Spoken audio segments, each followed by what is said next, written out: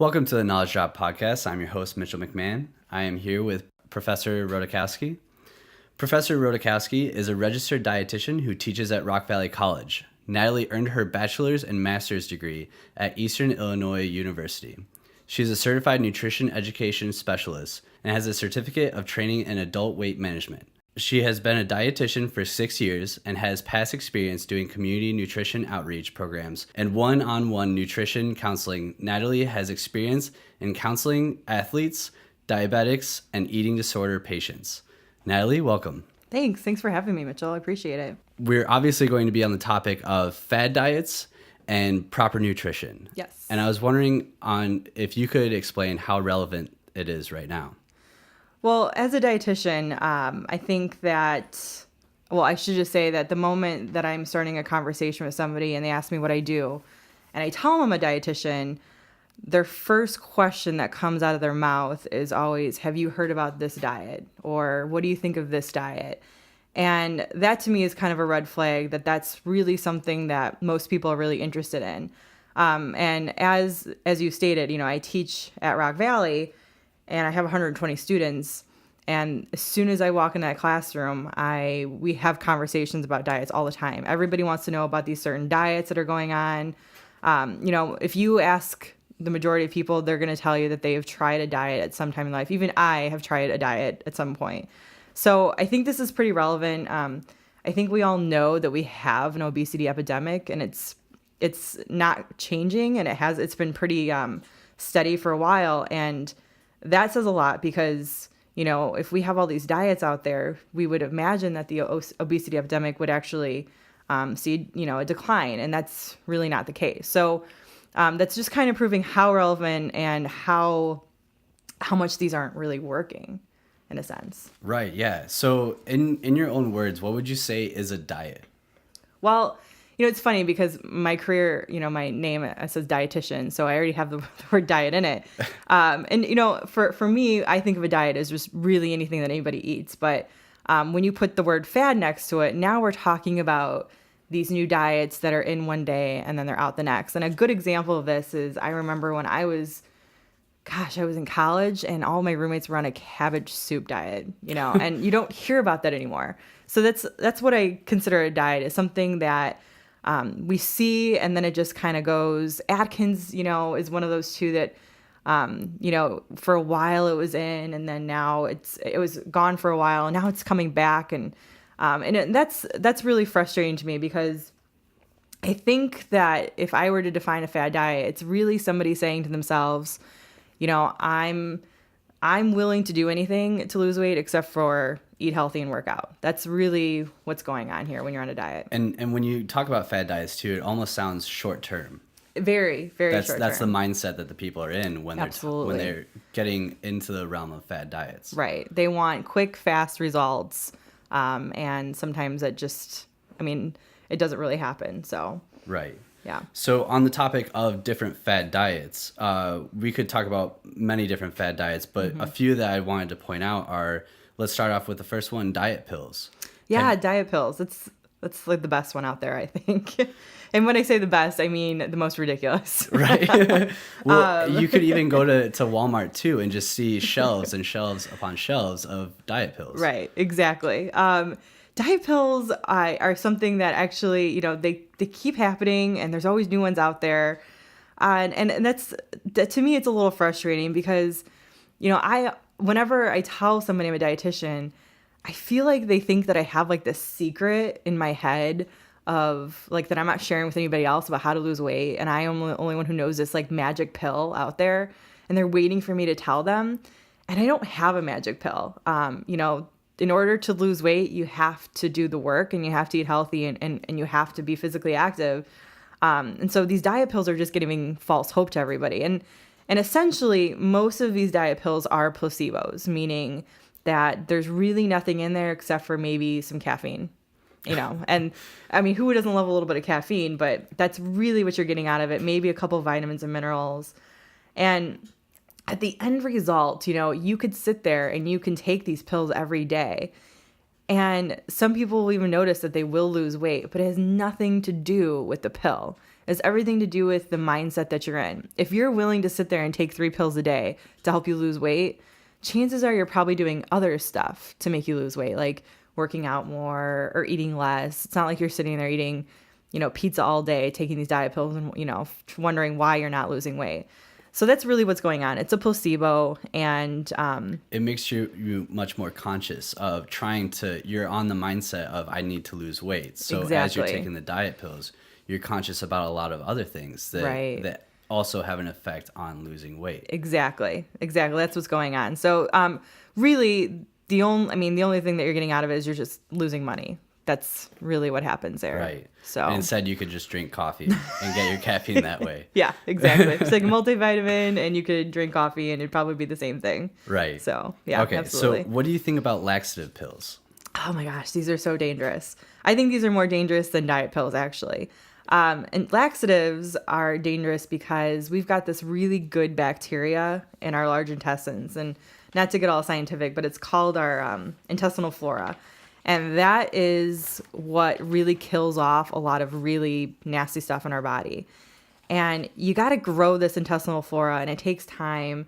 And when you take laxatives, what happens usually is that will go along with whatever else is being secreted. So it gets really dangerous. You lose your intestinal flora.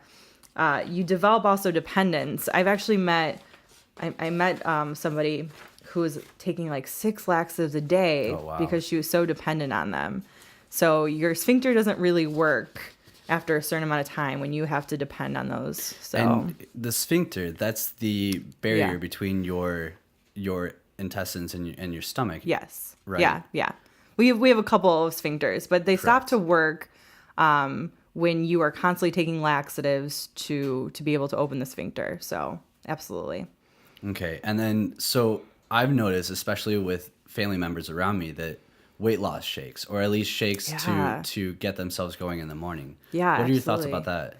Yeah, these are really in right now. People are selling them like left and right. It's crazy. And most of these weight loss shakes that I'm seeing are also touted as like protein shakes. And, there's nothing wrong with getting protein from a shake, I don't think. But I think the problem that I'm seeing, and maybe this is what I don't like about them, is that they're calling them weight loss shakes, but really all they are is just protein, vitamin, and minerals, So there's nothing in there. Again, there's no magic pill in there that's going to make you lose that weight.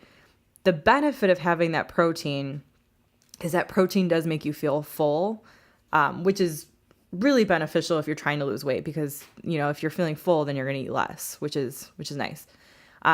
They're convenient, which is really good too, especially if you're on the go and you feel like you want to get some protein in.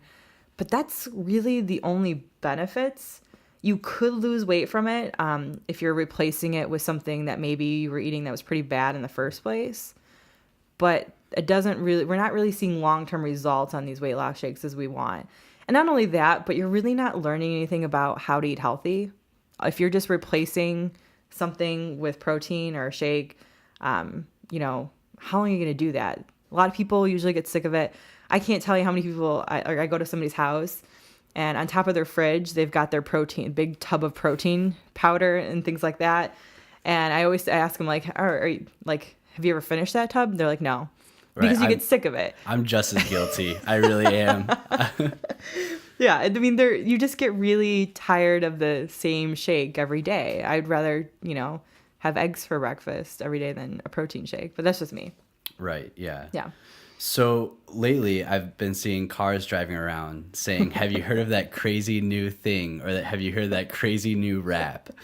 So obviously I'm talking about It Works. And It Works sells multiple different products. But just for talking about the wraps themselves, I mean, that's when you're talking about fad diets, a wrap is not really a diet, but it is a system that is just temporary as well. Right. It's still a weight loss tool, or it's supposed to be a weight loss tool. So, yeah, I mean, it's still in the same category. And I have to tell you, like, this, the fact that this is becoming such a huge thing is like blows my mind. I can't believe this. I think this is one of those diets that we're going to laugh about, like how I just laughed about the cabbage soup diet. I think in like 10 years, we'd be like, remember that one time when we thought we could just wrap ourselves in something and it was just going to make us lose weight? I think that's where we're going to have what's going to happen. And I mean, I don't even need to be a dietitian to explain this, but really what's going on when you're wrapping yourself in this, I don't even know what it's called. It's just some body wrap that has right. like essential oils right. and lotion on the inside. Gotcha. Yeah. So when you're doing that wrap, essentially what you're doing is you're just moving water around. And so you're displacing the water somewhere else. And it would be the same if you had a cast on your arm and you had it on there for a couple months and they took it off and you noticed that it's like you looked really skinny and you're kind of freaked out for a second. After a couple of days, it comes back to normal. And that's exactly what this wrap is doing, is it's going to temporarily displace the water. So you're going to look like you're less bloated in the stomach, but a couple hours later, it's going to go back to normal. So I guess if you're going to take a picture or something, maybe, but that's about it. Right. I don't know. Yes. From what I've read online is people say that it doesn't work. And if you notice any weight loss, it's usually due to losing water weight. Yes. Because obviously water weight can be lost easily, even just sleeping. Absolutely. But I'd almost say that not only are wraps sort of dangerous in themselves, with, trying to use it as a weight loss supplement or, something to use to have weight loss. But even if you're a distributor or if you join on as It Works as a distributor, it's at least for your cabbage diet or your friends being on the cabbage diet, you guys aren't losing money trying to buy all of this equipment to sell yourself. Yeah. So it's, and I'm sure many people have heard the term pyramid scheme. Yeah. and that's exactly what it is. So you're not losing the weight, at least properly. Right. And on top of that, you're losing money. Yep, absolutely. And what's really funny is this It Works wraps, there's no way they would have made them on the shelf, or they would have made it on the shelf and nobody would know about it. The only reason why they're so profitable is because they have other people selling them. So, right. And I mean, even elaborate on the name It Works. I mean, go ahead. Well, it is pretty catchy, I have to say. Like, yes. You're sitting there like, it works. Well, it actually doesn't work, but like that's what a great name to sell your product. If I was going to put out a product of anything, why not just name It Works? So that's the only thing they did right. Yeah. But with the It Works products, there's also something called fat fighters. And we've talked about this briefly, but I'd like to go more in depth with it. Yeah. As for the fat fighters, of course, with the shakes and other supplements, they have a lot of minerals, maybe even vitamins, but there are some other hidden components inside of these pills that people are taking. And I've looked into the fat fighters, and there was actually chromium. Can you elaborate a little bit on chromium? Yeah, so chromium is a mineral, and it's funny because I talk about all these minerals in class, and we talk about what happens if you don't get enough chromium or if you get too much. And some of the toxicities of it is that you could have stomach issues.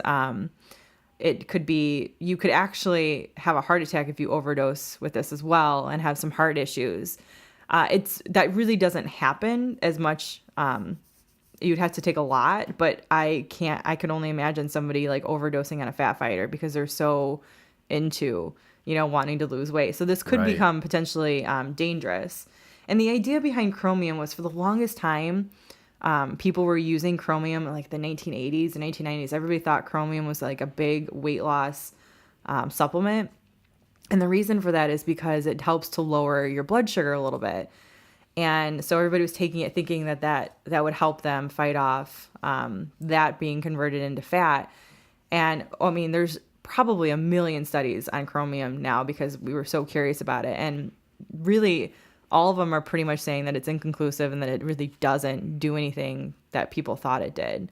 And, we also started giving it to diabetics, and it really didn't have that big of an effect either. So we don't even give it to diabetics anymore to help lower their insulin. Interesting. Yeah. It sounds like just a lot of hype with not much.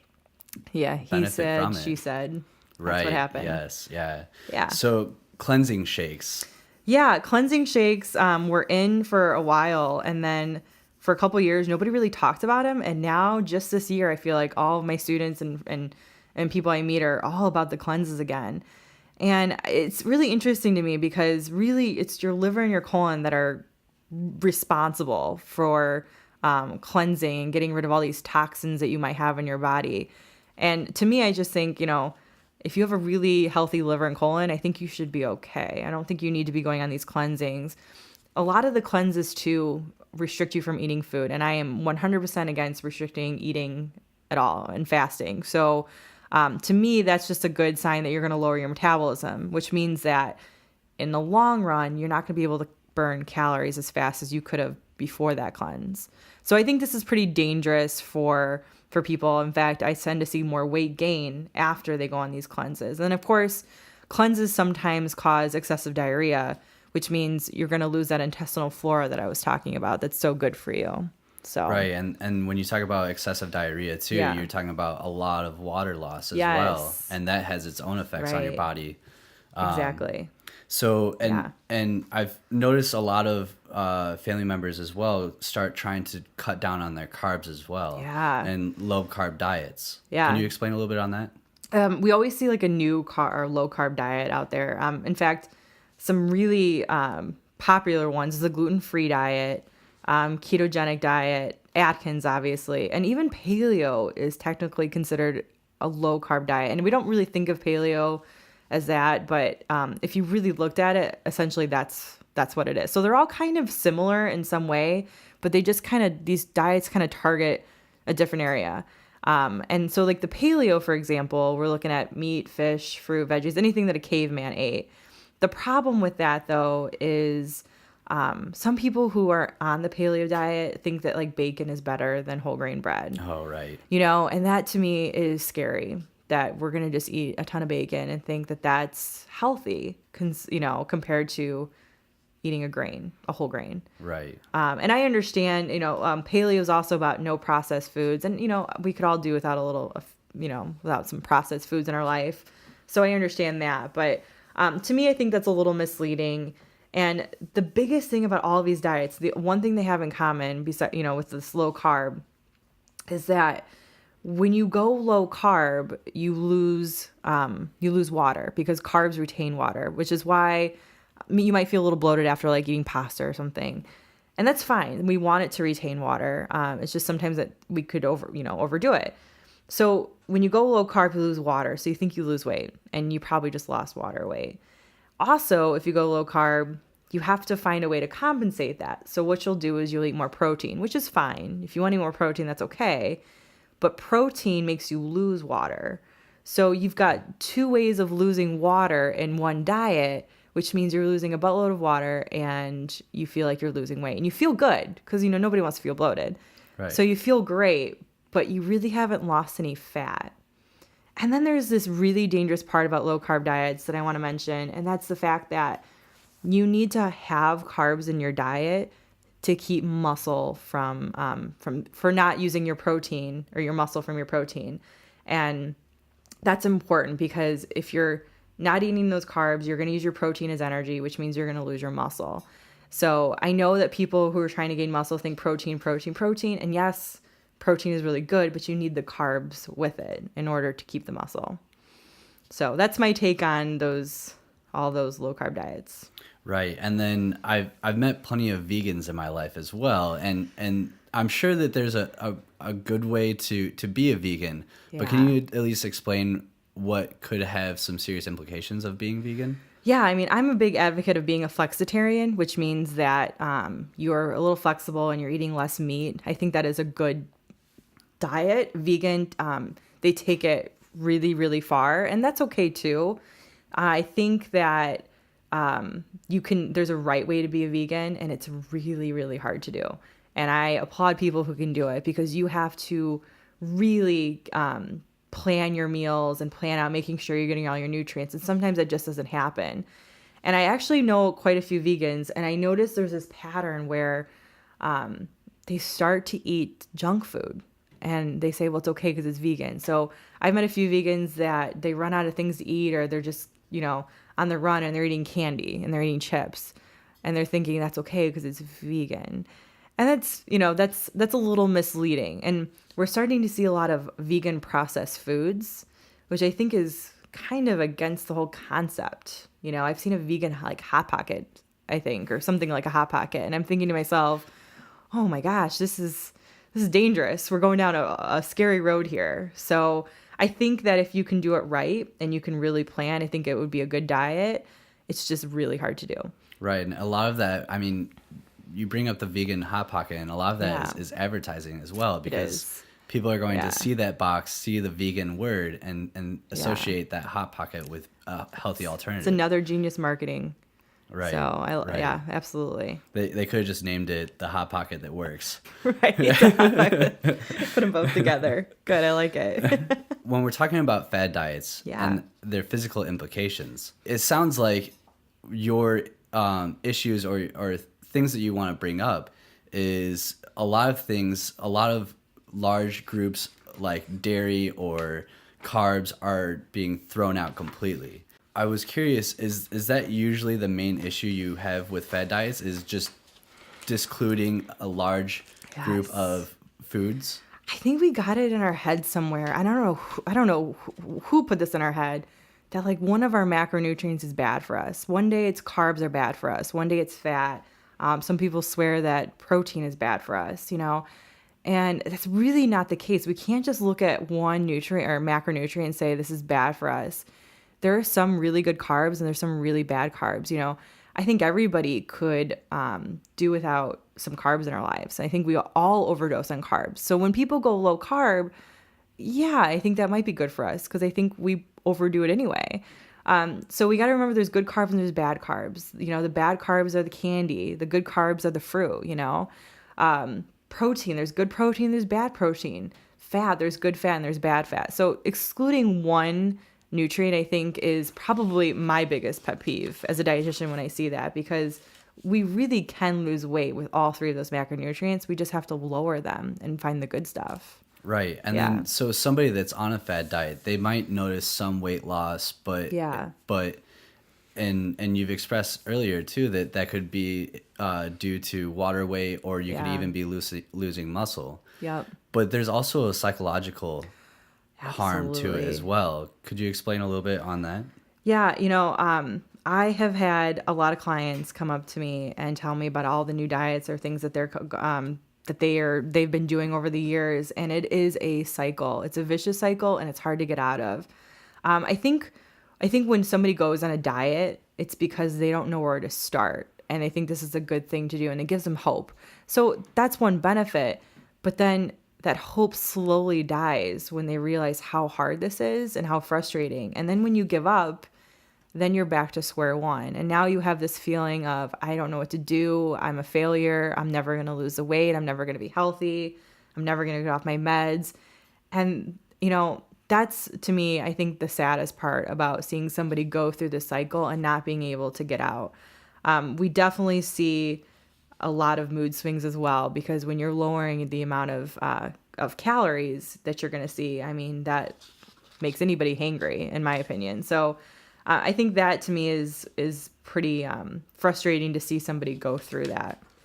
And you've been a nutritionist and a dietitian for many years too, and I'm sure that you've seen clients go through this time and time again as well. Yeah, absolutely. And the thing is too, my job is to sit there and explain to them that this doesn't need to be an all or nothing kind of thing. Let's start, with little things and kind of build our way up from there. It doesn't have to be as extreme where all of a sudden you give up and that's the end of it. So.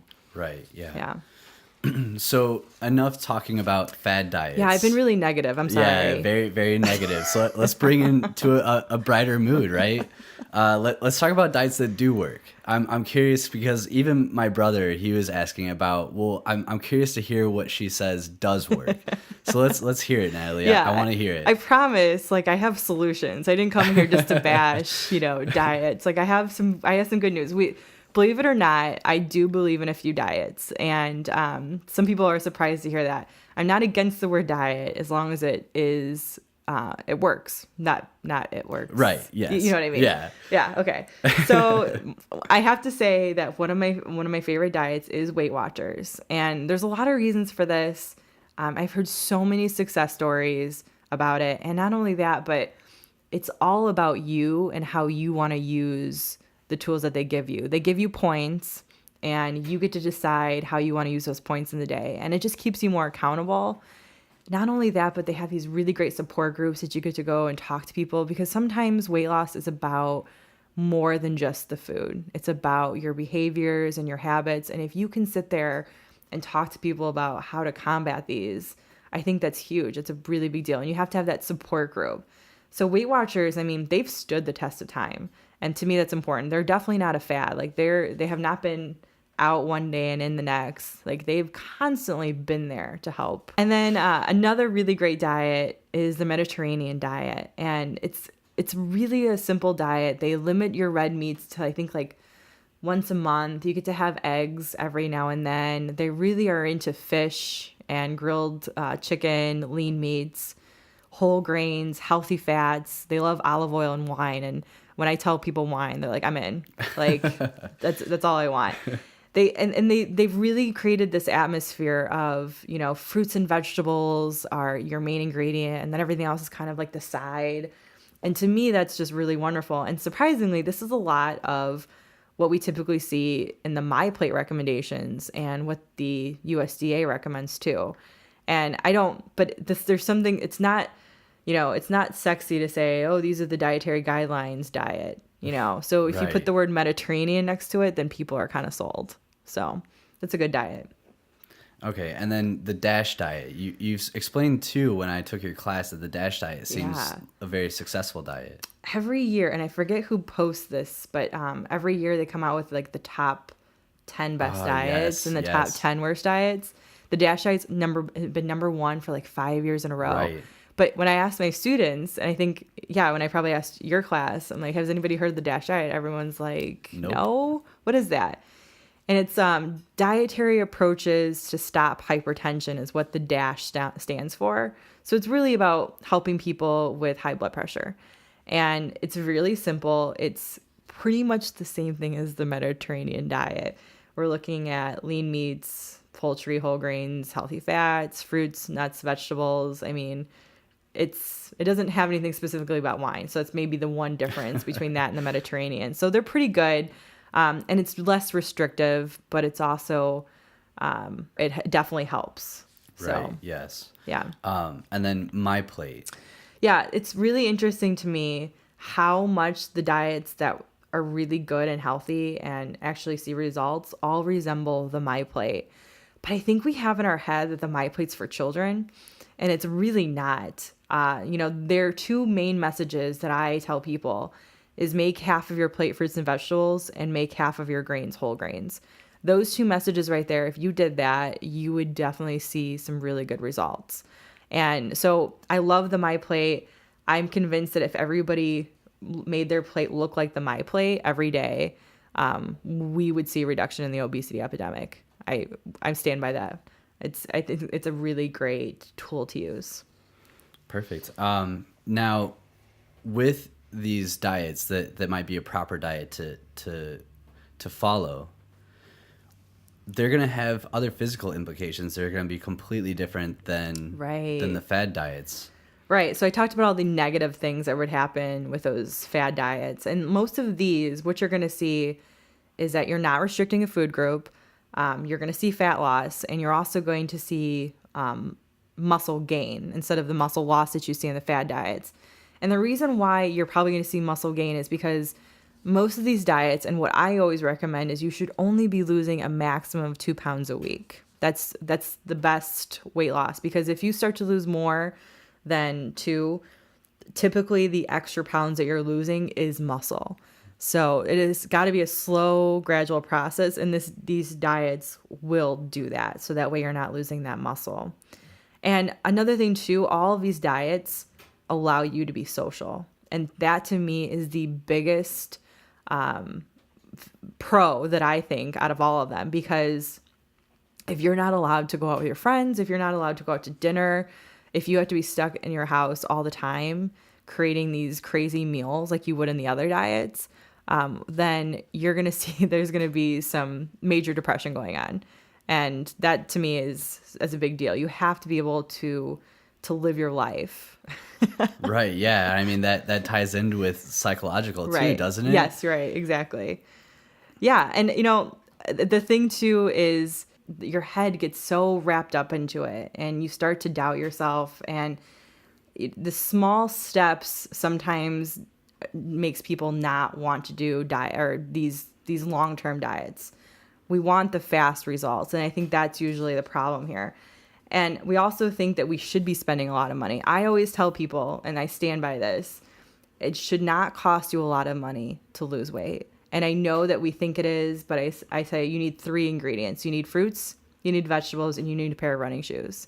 If you have those, you're set. You don't need to be buying those pills. You don't need to be buying wraps and things like that. You just need those 3 things, and you should be okay. And I mean, of course, there's other things, but that to me is just your foundation. Right. So. Yes. It's a great way to start, which, Right. Actually, I was curious on, if people are listening to this podcast, Yeah. and they have never exercised before or never even considered being a diet, which obviously would be pretty rare. Right. But somebody needs to start somewhere. What would Yeah. you say to them? Well, I think every person needs to have an individualized plan, and that's another thing too with these diets. You don't really see that. You've got to figure out what works best for you. When I see somebody in my office and I see that they're not ready, the first thing that I will tell them to do is to buy smaller plates, because that right there is something that you don't have to really, all you have to do is go shopping, and then you don't even really see the results. And what happens when you buy smaller plates is you will eat less, and you probably don't even realize that you're doing it, which makes it so awesome because you're not really working for it. And some people are probably thinking, that's not true. I would still eat the same amount. You actually will eat less, because for some reason we have this hard time where, well, we feel like we need to fill the plate, first of all. And God forbid that we go back and get seconds. You know what I mean? Like, Right, yes, like we don't want yeah. to walk and get seconds. So we tend to eat less with smaller plates. So that's usually where I start people. And then the second thing I usually recommend is just to start writing down everything you eat. And I'm not talking about you got to write down your calories and carbs and fat and your macros. I'm saying just write it down in a scratch piece of paper, have it with you. Just writing it down is enough for you to start to be a little bit more conscious about what you're eating. So those are the 2 easiest ones, I think. Well, and then when you write it down too, you can reflect at the end of the day to Right. see what you did eat. And if all you ate in the morning was, a quick candy bar Right. to get you going through the day, Right. and you notice that every single morning you're doing that, maybe then it'll put something in the back of your brain to Yep. change that. I also, some of my friends who want to lose weight, I make them write down what they eat, and I make them give it to me. And the fear of me seeing what they eat is enough for them to, they think I'm the food police and I'm just going to judge them. So that enough, is for them is just to say, all right, I need to change my diet. So I always tell people to try to eat every 4 hours too. That's a really big deal to me and most dietitians, because you got to keep that metabolism running. You don't want to lower that. And the interesting thing is just even reading about nutrition and weight loss, or finding resources, books, and podcasts are all really good ways to just remind you that you're on this journey to lose weight. That's really important. Just to keep yourself in the right mindset is really important. Keep it relevant to you. Yes, exactly. And, when I was thinking about, things also that really work is even just getting your blood test results of, how your lipids are doing and stuff is enough for people to be more awake and see, okay, what am I really doing to my body? When people do weight loss for health reasons versus because they want to fit in a bikini or something like that, when you do it for health, we see that most people tend to do better and see better results when you're thinking about how is this affecting my blood sugar and my heart and things like that. I wanted to share with you this. This is a database that tells us about 10,000 individuals who've lost weight or at least more than 30 pounds, and they've kept it off over 1 year or longer. And I want to share this with everybody because I think it's pretty interesting. This is from the National Weight Control Registry. And these people told this database, what they do to keep the weight off. And 75% say they weigh themselves just once a week, just to keep themselves accountable. 78% eat breakfast every day. 62% watch less than 10 hours of TV per week. 90% exercise on average for about an hour per day. And most of them are going on a lower calorie diet than what they used to be. So I thought that was pretty interesting. Yeah, definitely. It gives a mindset for people to maybe things to ask, well, where do I start? Well, those are great systems to at least jump into. Yeah, absolutely. And at least dip your toe in the water. Yeah. So I hope I wasn't too negative today. I no, hope I definitely gave not some too good, negative. No. Good And actually, I love to. So when we're talking about, just to backtrack just a little bit, just to talk about the diets that do work. Yeah. It seems like all of them have some things in common. Mm-hmm. And just to finish on that note, what do you think that all those diets seem to have in common with one another? Fruits and vegetables. Yeah, fruits and vegetables. Yeah. And it's funny because I've heard you say this before. It's I'll do anything to lose weight. Except for eat healthy, eat my fruits and vegetables, and work exercise. out. Right. Yeah, exactly. Yeah. Yeah, so that's absolutely. I think out of all of them, it's the main ingredient. And not only that, are they eating their fruits and vegetables? They're making it almost like the main part of their meal. Because sometimes we think of like the chicken as the main part of the meal, but when you start to make fruits and vegetables the main part, things definitely change in your health. So right, perfect. Yeah. Well, thank you, Natalie, for coming on the podcast and being the first interview on the Knowledge Drop podcast. So exciting. I hope you invite me back. Yes, you will definitely be invited back. I can't wait for the next time to have the discussion with you. Thank you, Mitchell. If you enjoyed this podcast, make sure to follow me on social media. On my YouTube channel, for instance, you can share it and like it. Make sure to try to spread the word as much as possible. And also follow me on YouTube. I should be creating a new page called Knowledge Drop. It can be really difficult starting a new podcast, so I could use all of the help that I can get. So if you did enjoy it, make sure to try to help me out, and I will see you in the next one.